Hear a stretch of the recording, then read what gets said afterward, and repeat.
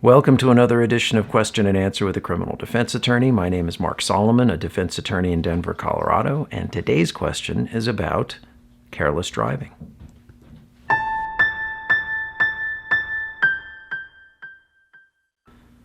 But before we get to that, don't forget to click like on this video if you're enjoying it. Click subscribe with a little bell next to it to be notified of future videos. So let's get to the question. Careless driving.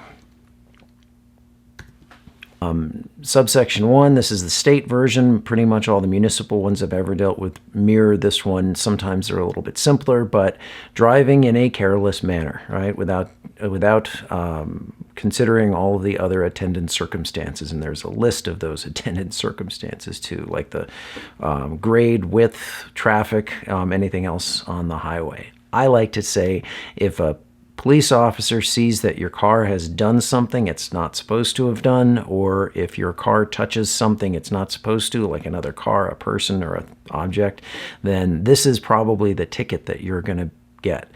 Let's look at the penalties for that. So 4 points in either 365 days in jail if this is a municipal case, or 90 days in jail if it's a state charge. 90 days max jail is a Class B traffic offense, and any municipal code violation, depending on the jurisdiction, depending on where you are in Colorado and which city you're being charged in, could either be 180 days, I think, which is Lakewood, 300 days in Denver, or 365 days in Aurora. That's just the municipal code for careless driving. On the other hand, if somebody is injured, in other words, there's some sort of a serious bodily injury, that brings it up a class to a Class A traffic misdemeanor, which means that you're liable for up to 12 months in jail.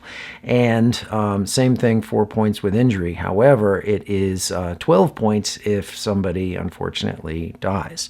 So that is careless driving. So when you look at the statute again, you can see up here in Section 1 is the definition. Section 2 says it is a Class B traffic offense, but if the person's actions are the proximate causes and you actually cause somebody to be hurt, that's Section 2B, and Section 2C is the causing death.